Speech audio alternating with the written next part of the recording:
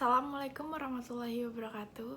Kami dari kelompok 1 mata kuliah Komunikasi Politik yang beranggotakan Nur Anissa, Faruk, Nadia, Diah, dan Faizatun Nisa. Strategi kampanye Anugerah BG Gobel SE MPE.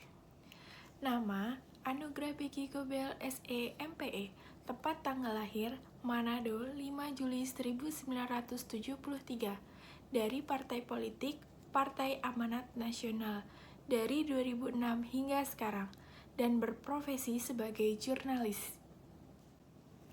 Wilayah Dapil 1 Kota Mobagu yaitu Kota Mobagu Timur dan Kota Mobagu Utara.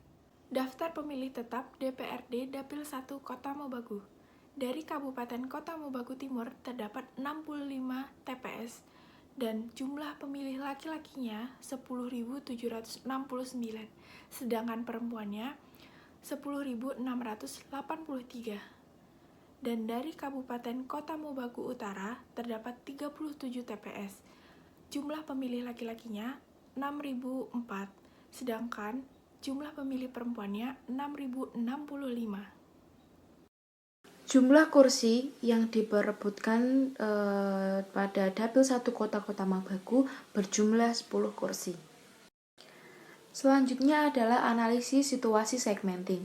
Pada kondisi geografi, kota-kota Mobagu berada di sebuah lembah yang dikelilingi pegunungan dan dialiri beberapa sungai. Sedangkan kondisi demografi, kota-kota Mobagu sebagian besar bekerja di bidang tersier seperti perhotelan, angkutan, informasi, dan jasa-jasa lainnya. Sedangkan kondisi psikografinya, masyarakat menjunjung tinggi nilai-nilai persaudaraan. Kegiatan banyak berpusat pada kelompok yang bersifat kebersamaan. Yang selanjutnya adalah target sasaran kampanye. Pada target primer yaitu masyarakat dengan tingkat pendidikan yang tinggi, sedangkan target sekunder masyarakat dengan tingkat pendidikan yang rendah. Dan yang terakhir adalah target tersier yaitu masyarakat umum. Kemudian, analisis situasi positioning tingkat pengetahuan masyarakat terhadap anugerah BG Gobel. Pada wilayah nomor 1, Kota Mobagu Timur, tingkat elektabilitas calon sebesar 5%. Kemudian, pada poin kedua, wilayah Kota Mobagu Utara, tingkat elektabilitas calon sebesar 10%. Goals dan objektif. Poin pertama, identifikasi problem. Caleg belum terlalu dikenal oleh pemilih di Dapil 1 Kota Mobagu. Poin kedua, tujuan kampanye untuk menambah jumlah PAN DPRD Kota Mobagu serta menambah aspirasi masyarakat. Poin ketiga, persoalan kampanye. Program kampanye yang dilakukan selama ini belum mampu menjangkau target karena kurangnya promosi via digital, sementara untuk promosi secara langsung membutuhkan dana yang cukup besar. Poin keempat, communication goals. Untuk memperluas jangkauan target dan sekaligus meningkatkan kesadaran calon pemilih akan potensi yang dimiliki oleh caleg nomor 1. Selanjutnya, SWOT analisis. Pada kekurangan memiliki 2 poin. Poin pertama, kurangnya populer di daerah Kota Mobagu, dan poin kedua, dana terbatas. Pada kelebihan, terdapat 7 poin. Yang pertama, berasal dari keluarga yang terjun di dunia politik. Kedua, sudah cukup lama berada di dalam dunia politik. Ketiga, aktif berorganisasi. Keempat, berpendidikan tinggi. Kelima, memiliki kemampuan public speaking yang baik. Keenam, putra daerah Kota Mobagu. Ketujuh, tidak memiliki catatan sejarah yang baik. Pada tabel peluang, memiliki 3 poin. Yang pertama, sudah pernah mengikuti pemilihan dan gagal sehingga memiliki pengalaman yang bisa diimplementasikan untuk pemilihan saat ini. Poin kedua, jumlah pemilih pemula yang cukup besar. Poin ketiga, PAN memiliki jumlah masalah yang cukup besar di daerah Dapil 1 Kota Mobagu. Pada tabel ancaman terdapat 3 poin. Yang pertama, politik uang dari caleg lain. Yang kedua, black campaign dari caleg sama partai PAN. Yang ketiga, pragmatisme pemilih yang lebih mengedepankan finansial dalam memberikan partisipasi politik. Yang selanjutnya adalah strategi kampanye. Strategi kampanye itu dibagi menjadi 2, yaitu soft campaign dan hard campaign. Untuk soft campaign itu meliputi iklan lokal, sosial media, meliputi Facebook, Instagram, dan Twitter. dan melalui alat peraga kampanye seperti baliho dan sebagainya.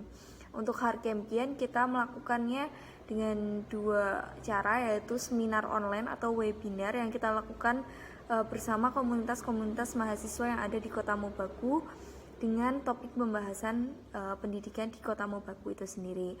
Yang kedua itu adalah belusukan di pasar maupun tempat-tempat yang berpotensi menyebabkan keramaian, kayak di ruko-ruko atau di tempat-tempat yang banyak menyebabkan keramaian.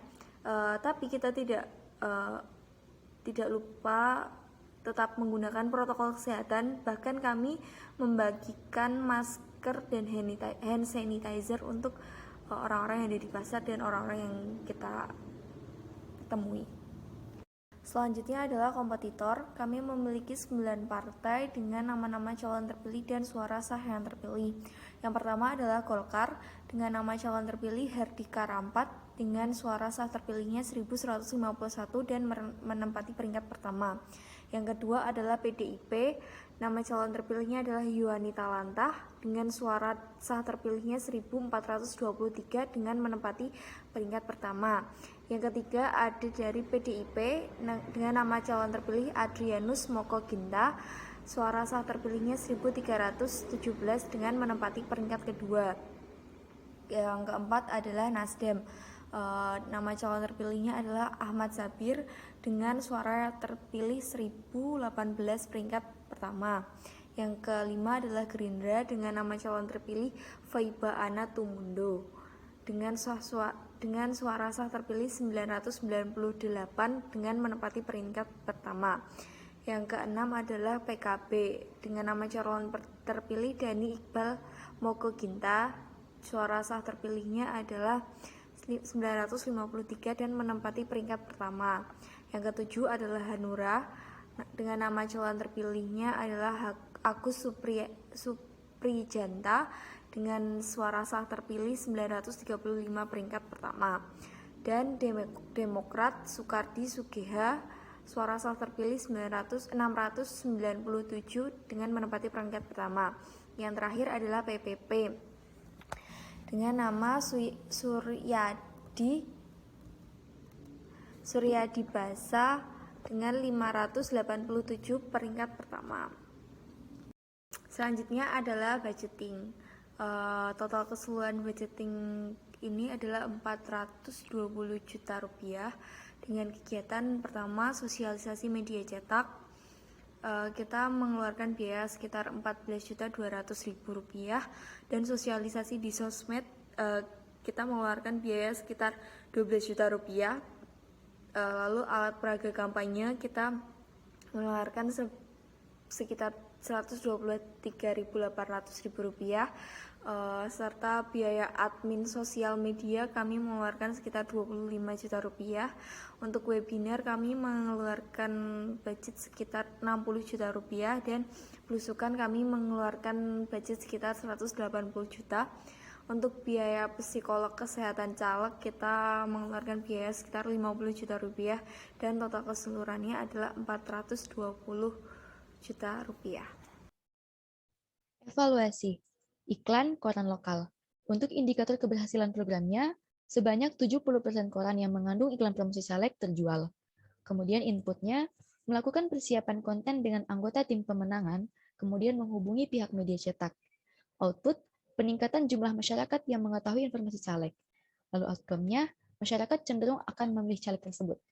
Lalu strategi kampanye yang kedua adalah iklan medsos. Untuk indikator keberhasilan programnya, terdapat jumlah minimal 100 likes di setiap postingan. Lalu input, melakukan persiapan konten dengan anggota tim pemenangan, kemudian memposting poster digital serta video-video singkat dari caleg ke sosial media yang dibuat khusus untuk pemenangan. Lalu output, peningkatan jumlah masyarakat yang mengetahui informasi caleg. Outcome, masyarakat cenderung akan memilih caleg tersebut. Yang ketiga adalah seminar. Indikator keberhasilan program, 40% peserta membagikan hasil. Di sini maksudnya adalah quotes, pengalaman, dan lain-lain yang didapat dari webinar melalui sosmed mereka, dan kemudian menandai akun official pemenangan caleg, Instagram Story, WhatsApp Story, dan lain-lain. Input, melakukan persiapan materi konten, berkoordinasi dengan narasumber tamu serta anggota komunitas. Output, peningkatan jumlah masyarakat yang mengetahui informasi caleg, serta caleg mengetahui kebutuhan masyarakat terkait pendidikan. Outcome, masyarakat cenderung akan memilih caleg tersebut. Yang keempat adalah belusukan. Indikator keberhasilan programnya adalah 60% pengunjung tempat yang didatangi telah memenuhi protokol kesehatan. Input, berkoordinasi dengan pemilik atau penanggung jawab tempat yang dikunjungi, kemudian turun langsung membagikan masker dan sebagainya. Output, peningkatan jumlah masyarakat yang mengetahui informasi caleg, serta masyarakat lebih paham mengenai pentingnya mengikuti protokol kesehatan.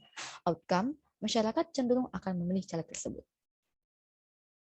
Selanjutnya adalah timeline. Untuk kegiatannya sendiri, yang pertama adalah sosialisasi melalui media cetak. Itu akan kami lakukan sekali setiap bulan pada minggu pertama. Jadi total ada 6 kegiatan sosialisasi media cetak dalam waktu 6 bulan tersebut. Nah, kemudian ada sosialisasi melalui media sosial. Nah, untuk yang ini kami mempersiapkan konten setiap seminggu sekali. Jadi total ada 4 konten di postingan setiap bulannya gitu. Di di sosial media masing-masing calon. Nah, kemudian ada kunjungan masyarakat atau belusukan. Ini kami lakukan setiap minggu kedua dan minggu keempat setiap bulannya. Lalu yang terakhir adalah seminar. Kami akan lakukan setiap minggu ketiga sebulan sekali, dan totalnya ada 6 seminar di 6 bulan masa kampanye ini. Sekian presentasi dari kelompok kami. Jika ada kekurangan mohon dimaafkan, dan terima kasih kepada dosen pengampu yang telah membimbing kami hingga bisa menyusun strategi pemenang ini sampai dengan akhir. Demikian, wassalamualaikum warahmatullahi wabarakatuh.